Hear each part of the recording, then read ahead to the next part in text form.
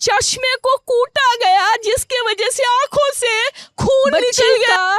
शरीर में कोई कपड़ा नहीं था, पैर दोनों राइट एंगल में मिला गया, एक पांव बेड के इस तरफ, एक पांव बेड के इस तरफ मिला गया। इंडिया के कोलकाता शहर में 9 अगस्त 2024 की सुबह एक ऐसी खबर सामने आती है जो पूरे देश को हिलाकर रख देता है।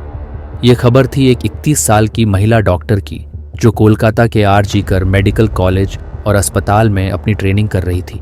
हॉस्पिटल जैसे सुरक्षित माने जाने वाले जगह पर इस डॉक्टर महिला का मर्डर और रेप होना काफ़ी चौंकाने वाली बात है। इस घटना का खुलासा तब हुआ जब डॉक्टर की डेथ बॉडी का पोस्टमार्टम हुआ। इस रिपोर्ट ने लोगों की रूह तक को हिलाकर झंझोल दिया। ये मामला सिर्फ एक मर्डर का नहीं था, बल्कि इससे कहीं ज़्यादा खौफनाक मर्डर था।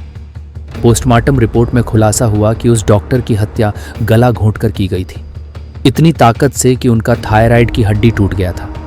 इस हत्या के पहले डॉक्टर ने अपनी जान बचाने के लिए कोशिश किया था। इसका सबूत उनके शरीर पर मिले कई निशाने से मिला। सबसे डरावना सच तब सामने आया जब डॉक्टर के प्राइवेट पार्ट्स पर घावों का निशान पाए गए। इससे साफ हुआ कि यह सिर्फ मर्डर का मामला नहीं था, बल्कि यह रेप के बाद किया गया एक खौफनाक हत्याकांड था। अस्पताल के परिषद में इतनी बड़ी घटना हो जाती है और किसी को कानों कान खबर तक नहीं होती। क्या उसे रात कुछ ऐसा हुआ था जिसे जानकर आप गुस्से से बौखला जाओगे? क्या वहाँ कोई और था जिसने इस क्रूर घटना को अंजाम दिया? और अगर था तो आखिर कौन था? इन्हीं सवालों के जवाब खोजते हुए हम आज इस वीडियो में आपको बताएंगे कि आखिर क्या हुआ था उस रात इस मेडिकल कॉलेज के शांत माने जाने वाले परिसर में। जब आपको सच का सामना होगा तो यकीन मानिए आपके भी रोंगटे खड़े हो जाएंगे। तो दोस्तों, स्टार्ट करने से पहले मैं यहाँ बता दूँ कि उस फीमेल डॉक्टर को मैं यहाँ पर डॉक्टर एम के नाम से बोलूँगा और ये उसका रियल नाम नहीं है, तो कंफ्यूज मत होना। हम एक जूनियर डॉक्टर जो कि कोलकाता के आरजी कर मेडिकल कॉलेज और अस्पताल से अपनी डॉक्टर की ट्रेनिंग ले रही थी 8 अगस्त 2024 को, और दिन की तरह एम अपनी नाइट शिफ्ट पर होती है और वह अपनी जॉब कर रही होती है। तभी रात के 11 बजे उन्हें अपनी मदर का फ़ोन आता है, जैसे कि हर दिन आता है, क्योंकि पेरेंट्स को तो अपने बच्चों की चिंता हमेशा होती है। एम की माँ उनसे पूछता है कि क्या तुमने खाना खा लिया और तबीयत बगैर तो ठीक है तुम्हारी, जिसके रिप्लाई में एम बोलती है कि उनकी तबीयत एकदम ठीक है और वह बस अभी कुछ पेशेंट को देखने जा रही है, जिसके बाद वह अपने कालिक के साथ बैठकर खाना खाएंगे। अपनी माँ से बात करने के बाद एम पेशेंट को देखने राउंड पर निकल जाती है। पेशेंट को देखने में और अपना काम खत्म करने में एम को रात के 2 बज जाते हैं, जिसके बाद वह अपने कालिक के साथ जाकर हॉस्पिटल कैंटीन में ही बैठ जाती है, जहां मिलकर यह लोग अपना खाना भी खाते हैं और साथ साथ थोड़ी बातें भी करते हैं। खाते खाते और बात करते हुए रात के 3 बज जाते हैं। इस वक्त एम थोड़ी थकान सी फील कर रही होती है, तो वह अपनी थकान दूर करने के लिए इस अस्पताल के 4th फ्लोर में बने सेमिनार हॉल में जाकर रेस्ट करने लगती है।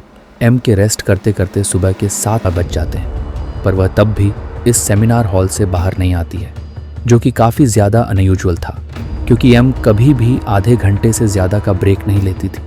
हॉस्पिटल का एक कर्मी जो कि सुबह की सिर्फ स्टार्ट होने से पहले अस्पताल के सारे रूम को चेक कर रहा होता है, और वह ऐसे ही सारे रूम को चेक करते हुए इस सेमिनार हॉल की तरफ आता है।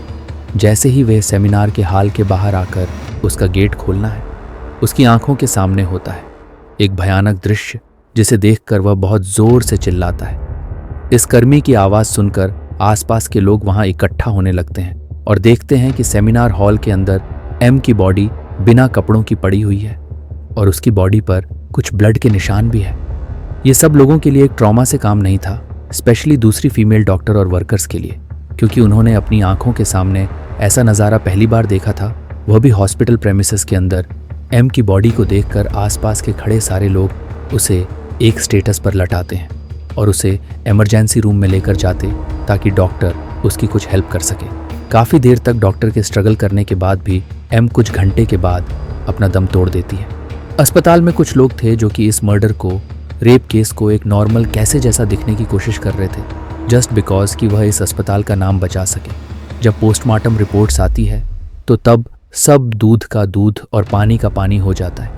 इन रिपोर्ट से साफ साफ पता चल रहा जाता है कि एम के साथ किसी ने ज़बरदस्ती गलत हरकत करने की कोशिश करी।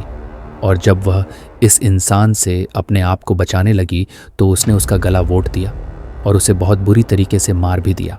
और फिर उसका यह सारे प्रूफ मिलने के बाद कैसे पुलिस को हैंडओवर कर दिया जाता है और पुलिस वाले इस मुजरिम को पकड़ने के लिए लग जाते हैं। सबसे पहले पुलिस उसे क्राइम सीन पर ही छानबीन करती है जहां यह सब हुआ था।